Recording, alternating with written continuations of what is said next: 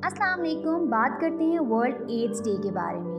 WHO ने 1988 में world day establish किया था और इस ऑर्गेनाइजेशन का मकसद ये था कि लोगों में अवेयरनेस और नॉलेज पहुंचाई जाए ऐसे टॉपिक्स के बारे में जिनको लोग आज भी स्टिग्मेटाइज करते हैं या इनको टैबूज माना जाता है और इनके बारे में बात करना अच्छा नहीं होता।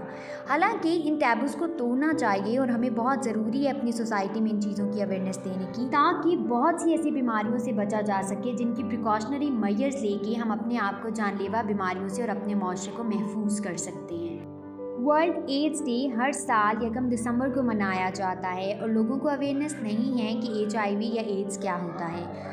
HIV ऐसा वायरस होता है जो आपकी बॉडी में अटैक करता है और आपकी बॉडी के जो पर्सनल इम्यून सिस्टम होता है उसको डैमेज करता है। जब आपका इम्यून सिस्टम डैमेज होता है तो उसके बाद आपकी बॉडी में ये कैपेसिटी नहीं रहती कि वो कोई भी ऐसा जो वायरस है जो कि बाहर से आपकी बॉडी के अंदर अटैक कर रहा है उससे आपको बचा सके। आपको कोई भी इन्फेक्शन या बीमारी होने के चांसेस ज़्यादा हो जाते हैं और आपके लिए एक सिंपल फीवर भी लाइफ थ्रेटनिंग हो सकता है, क्योंकि आपकी बॉडी में कैपेसिटी ही नहीं है कि वो इसके अगेंस्ट फाइट कर सके।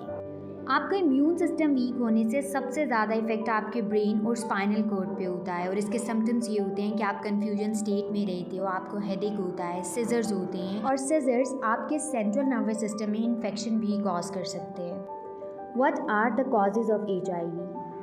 ये तो आपको पता चल गया कि HIV वायरस के थ्रू होता है, लेकिन ये होता कैसे है, ये एक इंसान से दूसरे इंसान में ट्रांसमिट कैसे करता है। सबसे बड़ा रीज़न होता है ये सेक्सुअल कांटेक्ट के थ्रू ट्रांसफ़र होता है। दूसरा, ये इलिसिट इंजेक्शन या फिर ड्रग की वजह से होता है।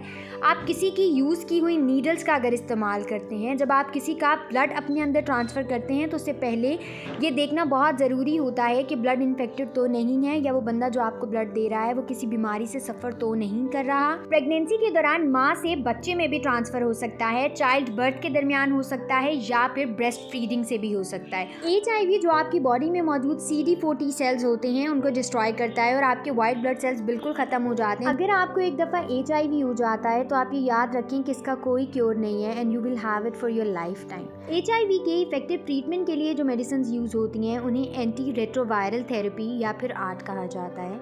इसको प्रिस्क्राइब किया जाता है और अगर HIV मेडिसिन आप यूज़ करें तो वो आपके ब्लड में HIV जो वायरस होता है उसके अमाउंट को कम कर देता है, वायरल लोड को, और इसे सप्रेशन कहते हैं।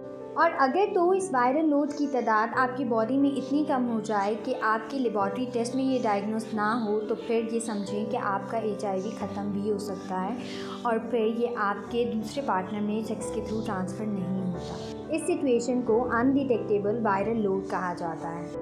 अगर आप मेडिसिन यूज़ नहीं करते और आप एड्स के साथ सफ़र कर रहे हो तो आप ज़्यादा से ज़्यादा 3 साल तक ज़िंदा रह सकते हो। और अगर आपका डेंजरस इलनेस हो गई है और आपको नहीं पता चला कि आपने ट्रीटमेंट लेना है 1 साल तक, तब भी अगर आप HIV मेडिसिन लो तो वो आपके लिए लाइफ सेविंग प्रूफ हो सकता है। लेकिन अर्ली ट्रीटमेंट हमेशा बेनिफिशियल होता है क्योंकि वो आपकी बॉडी को फर्दर डिस्ट्रॉय होने से बचा लेता है।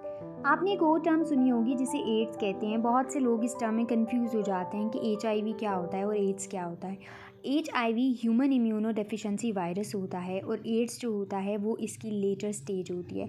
जब आपकी बॉडी बहुत ज़्यादा डैमेज हो चुकी होती है तो उस स्टेज को हम एड्स कहते हैं। US में मोस्टली लोग HIV मेडिसिन का यूज़ करते हैं जो कि उनकी फर्दर प्रोग्रेशन एड्स को रोक लेता है। पाकिस्तान में HIV केसेस बहुत ज़्यादा रिपोर्ट हो रहे हैं और इसकी प्रेवलेंस पहले नहीं थी लेकिन अभी बहुत है। अगर मैं आपको सिर्फ 2022 की बताऊं, इस्लामाबाद में सिर्फ 59 केसेस HIV के रिपोर्ट हुए हैं क्योंकि होमोसेक्सुअलिटी बढ़ रही है, ट्रांसजेंडर इंटरेक्शन बढ़ रहा है और ये सारी चीज़ें ऑब्वियस बात है कि HIV और एड्स को प्रमोट कर रही हैं। होपफुली आपको आज की वीडियो पसंद आई होगी। मेरे चैनल को सब्सक्राइब कीजिए ताकि नेक्स्ट आने वाली आपको नोटिफिकेशंस मिलती रहें। नेक्स्ट वीडियो तक अपना ख्याल रखें। अल्लाह हाफ़िज़।